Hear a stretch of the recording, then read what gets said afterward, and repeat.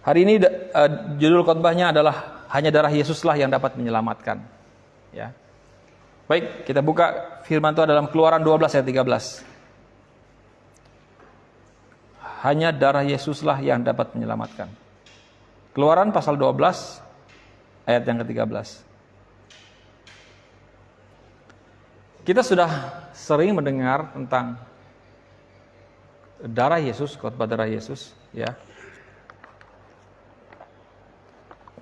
Namun hari ini saya rindu lagi membagikan kepada saudara apa makna yang terjadi ketika Yesus menyuruh orang Israel untuk membubuhkan atau mengoleskan darah pada abang pintu rumah mereka. Nah, kita lihat di dalam ayat yang sebentar ya. Ayat 12. Sebab pada malam ini aku akan menjalani tanah Mesir, ayat 12. Dan semua anak sulung dan anak manusia sampai anak binatang akan kubunuh, dan kepada semua Allah di Mesir akan kujatuhkan hukuman, aku Tuhan. Ayat 13. Dan darah itu menjadi tanda bagimu pada rumah-rumah di mana kamu tinggal. Apabila aku melihat darah itu, maka aku akan lewat daripada kamu. Jadi tidak akan ada tulah kemusnahan di tengah-tengah kamu apabila aku menghukum tanah Mesir. Jadi firman Tuhan mengatakan, saudara perhatikan, dan darah itu menjadi tanda bagimu pada rumah-rumah di mana kamu tinggal. Nah kemudian, saudara, penting sekali tanda ini. Tanda itu kayak ciri. Kalau seorang punya ciri, sudah diciri itu. Nah, ini cirinya, ini tandanya. Nah itu menunjukkan bahwa dia ini adalah orang yang spesial. Ya, sehingga kita pun tidak akan menjadi kebingungan ketika misalnya kita dalam suatu perjalanan ke suatu luar kota atau ke suatu negara lain, Bapak Ibu, dan akan ada orang yang menjemput kita di bandara. Ya kan? Nah, orang yang menjemput itu tidak mengenal kita dan kita pun tidak mengenal dia. Sama-sama tidak kenal. Tetapi pesan disampaikan kepada orang yang jemput kita bahwa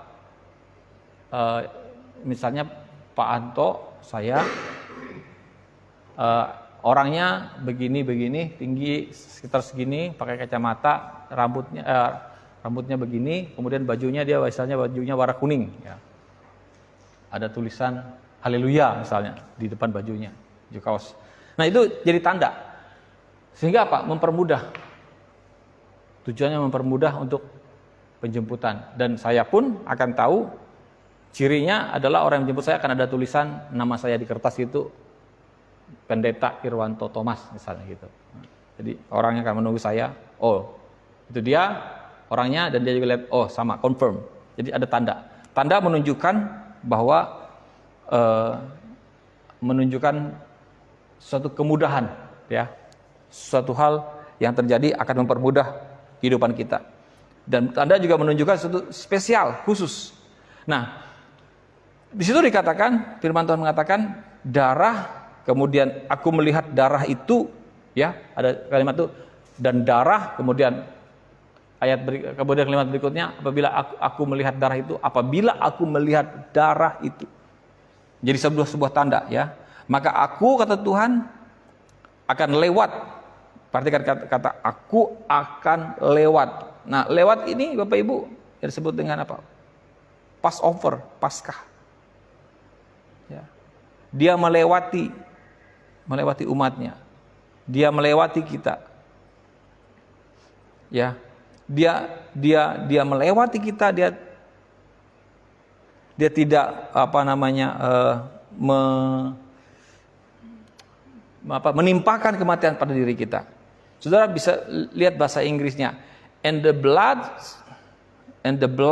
shall be to you for a token upon the houses where ye are. And when I see, dikatakan, when I see the blood, I will pass over you. Nah itu dia. Dalam terjemahan saya Ibraninya Pesak. Terjemahan dalam bahasa kita Paskah, Passover. Ya. Nah, jadi arti Paskah itu saudara dan saya dilewati. Dilewati dari apa? Dari kematian. Dilewati dari hukuman. Dilewati dari bencana. Dilewati dari kelaparan. Dilewati dari kemiskinan. Dilewati dari kesusahan. Dilewati dari sakit penyakit. Amin. Saudara perhatikan itu. I will pass over you. Oke. Nah, kemudian kalimat berikutnya, jadi ya, tidak akan ada tulah kemusnahan di tengah-tengah kamu. Saudara perhatikan. Jadi karena sudah dilewati, maka tulah kemusnahan tidak akan menimpa saudara dan saya. Tulah dan kemusnahan tidak akan menimpa mereka. Oke, konteksnya saat ini ayat ini adalah bagi mereka.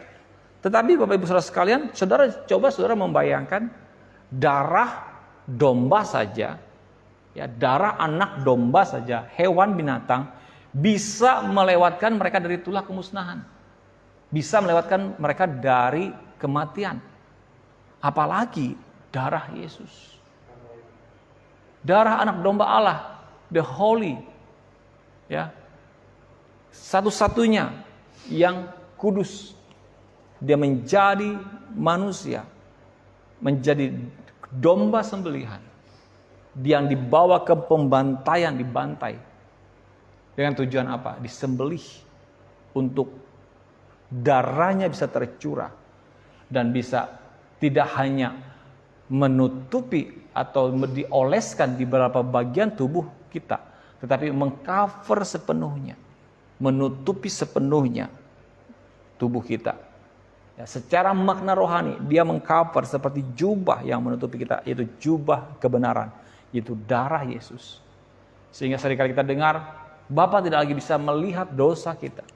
Karena apa? Karena Bapa hanya melihat darah Yesus yang menutup, yang membungkus kita. Katakan amin.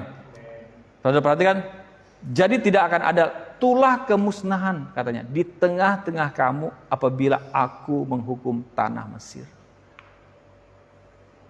Ketika hukuman itu terjadi pada Mesir, coba saudara bayangkan, dalam satu daratan yang sama. Ya, dalam satu daratan yang sama. Memang mereka ada satu bagian tempat khusus, mereka namanya Lodebar, nama tempat mereka. Ya. Tetapi Bapak Ibu Saudara sekalian, bukan Lodebar, sorry. Apa nama tempat mereka itu, bukan Lodebar. Ya. Nah, jadi saya lupa. Ya, jadi bangsa Israel tinggal di satu daerah tertentu, ya, suatu daerah tertentu, dan di satu daratan yang sama di Mesir. Sementara mereka aman-aman saja, tidak ada kematian pada mereka, tetapi orang Mesir di dalam komunitasnya semuanya mati di sana. Ya, Pak Ibu, apa namanya? Goshen, nah itu dia, Goshen, ya. Mereka tinggal di sebuah tempat yang bernama Goshen, ya. Nah, pada malam, Bapak Ibu, saudara, kita lanjut lagi. Pada malam sebelum Paskah yang pertama, sebelum mereka dilewati, Paskah malam itu, ketika mereka dilewati, yaitu disebut dengan Paskah. Nah, pada malam itu, sebelum itu terjadi, banyak orang Israel yang mungkin merasa gelisah, Bapak Ibu. Ya. Mungkin banyak orang yang gelisah di saat itu. Karena ini sesuatu hal yang pertama yang mereka alami, mereka jalani. Ya kan? Tuhan memerintahkan untuk mereka mengambil hewan, kemudian kurung 14 hari, anak domba yang berumur 1 tahun. Domba yang berumur 1 tahun dikurung selama 14 hari. Dan perintahnya nanti ada tiba saatnya kematian akan melewati seluruh Mesir. Oleskan darah di ambang pintu. Nah, jadi coba kita berpikir secara psikologis mereka, ya, pada malam itu atau sebelum malam itu, sebelum peristiwa itu terjadi, pasti banyak orang Israel yang mungkin merasa gelisah hatinya. Ya kan? Bayangkan gelisahnya bagaimana? Seorang Israel bertanya kepada yang lain dengan gugup. Mereka tahu perintahnya. Firman Tuhan mengatakan, apakah kamu akan ada malaikat maut akan lewat pada malam itu. Ya kan? Mungkin mereka akan bertanya, apakah kamu akan mendengar bahwa ada malaikat maut akan lewat malam ini? Terus mereka jawab, ya, saya dengar perintah Tuhan kepada Musa. Ya kan, dengar perintah Tuhan. Nah, kemudian firman Tuhan berikutnya, Tuhan mengatakan bahwa Dia akan melewati dan akan ada kematian pada anak-anak sulung. Nah, ketika itu terjadi bagi mereka yang sebagai anak sulung, pasti mereka akan was-was. Apakah betul ini? Jangan-jangan saya akan mengalami kematian. Jadi, Bapak Ibu Saudara sekalian, ini satu hal yang sangat, secara psikologis ini akan sangat mengganggu pikiran mereka. Mereka akan sangat takut dengan peristiwa itu, sekalipun ada janji. Tetapi, ini satu hal yang belum pasti bagi mereka. Karena apa? Karena ya, ini suatu peristiwa pertama kali, the first time. Sesuatu yang pertama kali itu kan mendebarkan, Bapak Ibu. Ya kan? Menegangkan sesuatu yang pertama kali itu. Apalagi ini berbicara tentang kematian. Nah, kemudian mereka mengatakan lagi satu dan yang lain, kami diberitahukan untuk membubuhkan darah anak domba pada tiang-tiang pintu rumah kami. Dan dikatakan, dan segala sesuatu akan baik-baik saja. Betul? Dia katakan, tidak akan ada tulah kemusnahan di tengah-tengah kamu. Balik ke ayat terjemahan TB saja. Ya. Tidak akan ada tulah kemusnahan katanya di rumah kita kalau kita membubuhkan darah pada tiang pintu rumah. Dia katakan kita akan baik-baik saja. Nah, kemudian dia katakan, mungkin apakah benar demikian? Mungkin untuk komunikasi, diskusi yang bisa kita pikirkan, kita bisa imajinasi tentang apa yang terjadi di dalam peristiwa itu bagi bangsa Israel. Ya.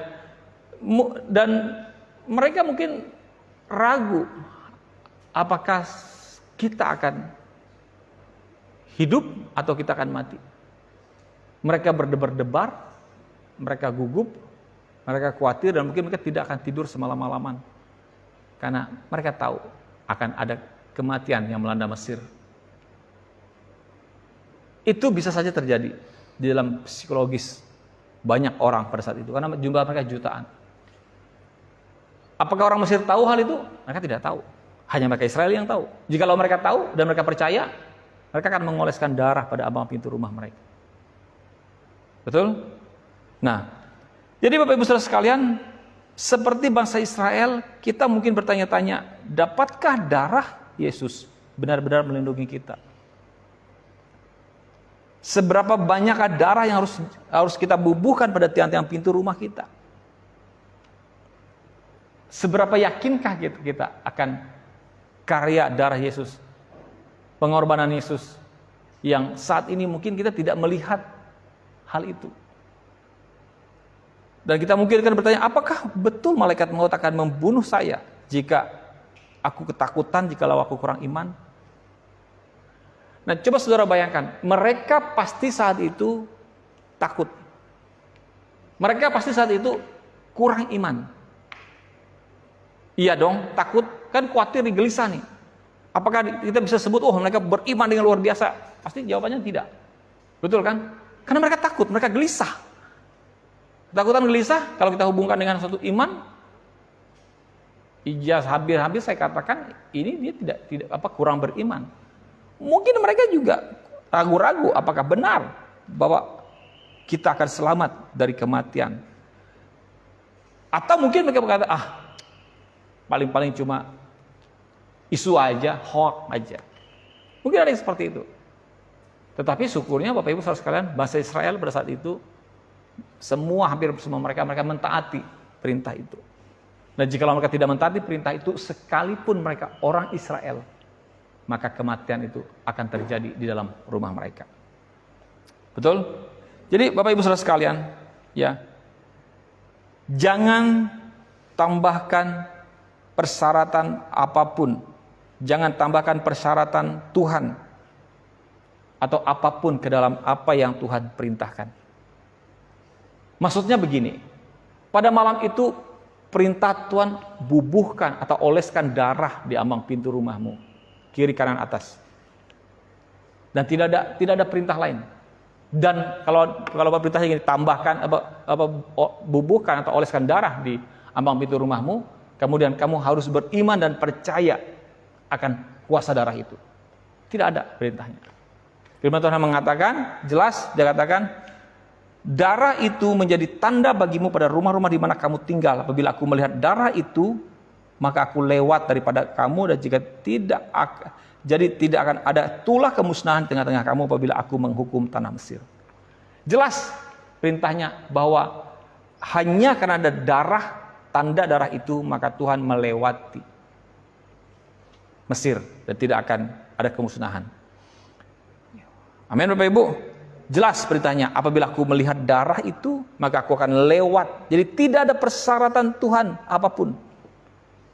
Tidak ada satupun syarat di sana. Ya, Tuhan tidak berkata begini. Ibaratnya kalau itu ada syarat, Tuhan akan ngomong seperti ini. Jadi kata Tuhan, jika aku melihat darah itu, ya, di ambang pintu rumahmu, kiri kanan atas, lalu tambahkan pemahamanmu, tambahkan pengertianmu, kamu harus paham mengerti makna darah itu, kemudian tambahkan upaya-upaya ketaatanmu, tambahkan kesetiaanmu, ya, kemudian kamu harus menolak untuk menyerah kepada ketakutan. Baru aku akan melewati rumahmu. Kan tidak ada satupun syarat yang Tuhan katakan untuk ditambahkan ke dalam pikiran dan perasaan mereka. Tidak ada sesuatu apapun yang diberikan di dalam campur tangan Tuhan untuk melewati mereka dari kematian itu. Jadi Bapak Ibu Saudara sekalian, hari ini saya mau mengajak saudara untuk memahami tentang kuasa darah Yesus. Ya, hanya darah Yesuslah yang membebaskan kita. Jika kita mengira bahwa itu semua karena iman kita akan bertanya-tanya, apakah aku memiliki cukup iman? Ya kan? Jikalau itu harus ditambahkan sesuatu atas kuasa darah itu, apakah kita memiliki cukup sesuatu untuk ditambahkan? Apakah kita tahu standarnya? Bagaimana standarnya? Bagaimana bisa mengukur iman yang seperti apa untuk kita bisa memperoleh keselamatan, untuk kita bisa mendapatkan rumah kita dilewati atau fast over dari kematian itu, dilewati dari kematian itu? Kan tidak ada.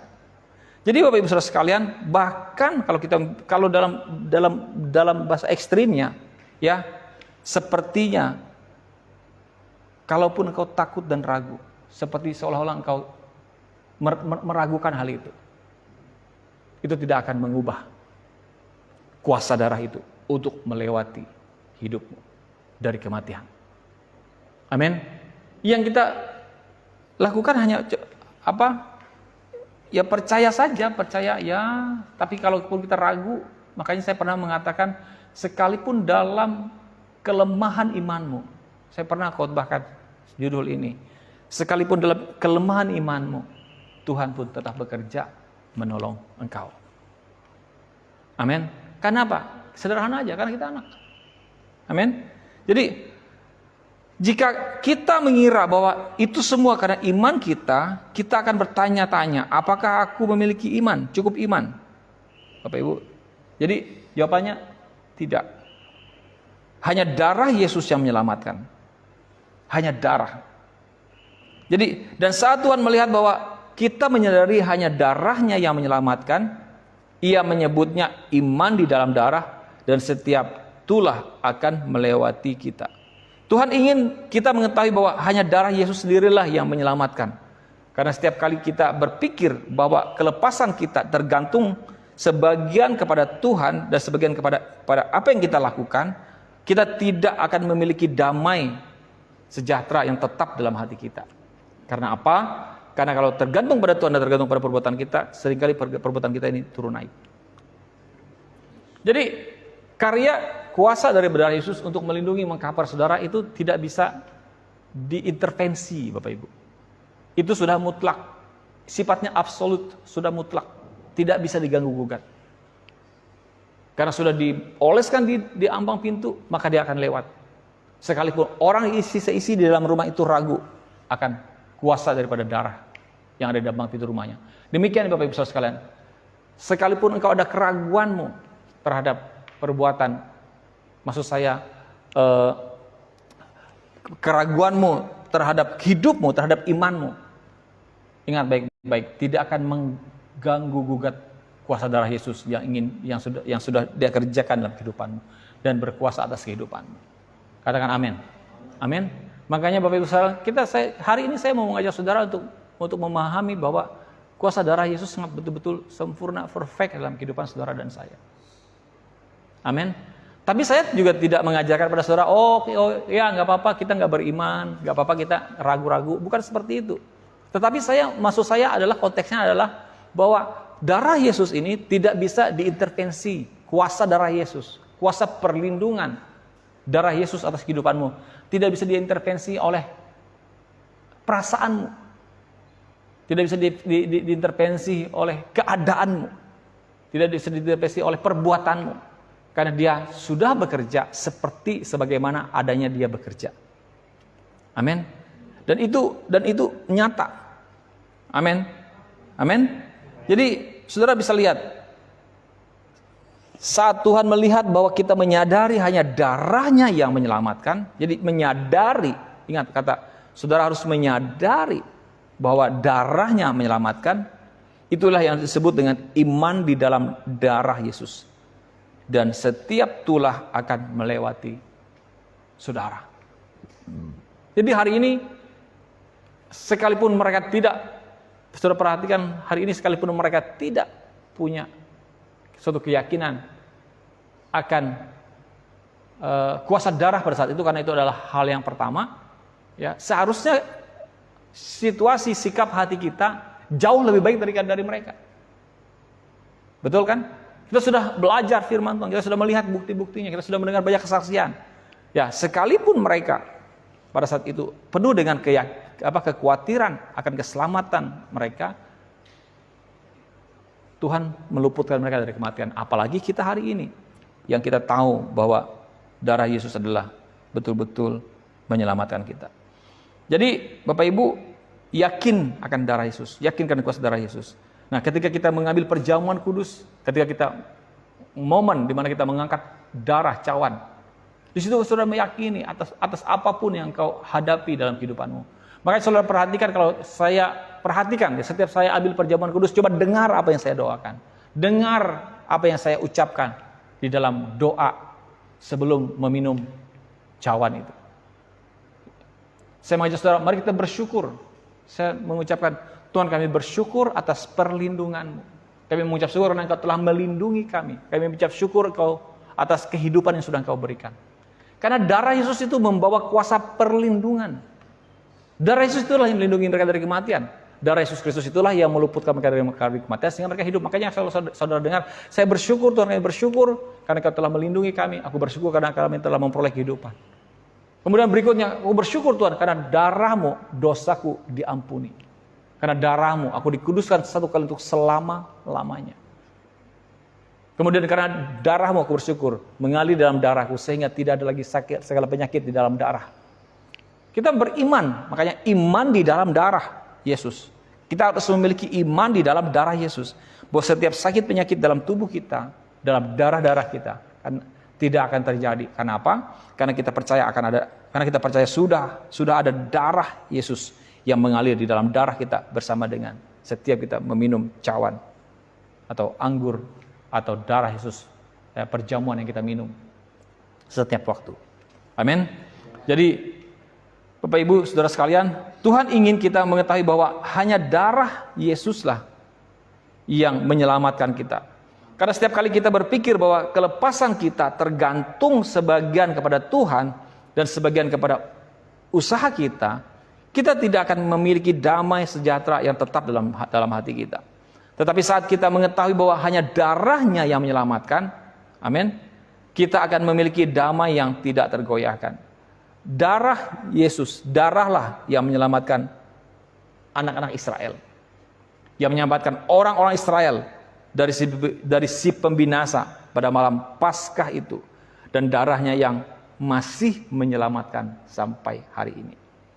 Darah yang menyelamatkan bangsa Israel di malam Paskah itu, malam mereka dilewati itu, darah yang sama juga, yang jauh lebih besar, karena darah itu adalah darah anak domba, darah hewan binatang domba, tetapi darah yang mengcover kita itu adalah darah anak domba Allah yang hidup, darah yang kudus yang tidak bercacat celah, yang dikorbankan satu kali itu selama-lamanya.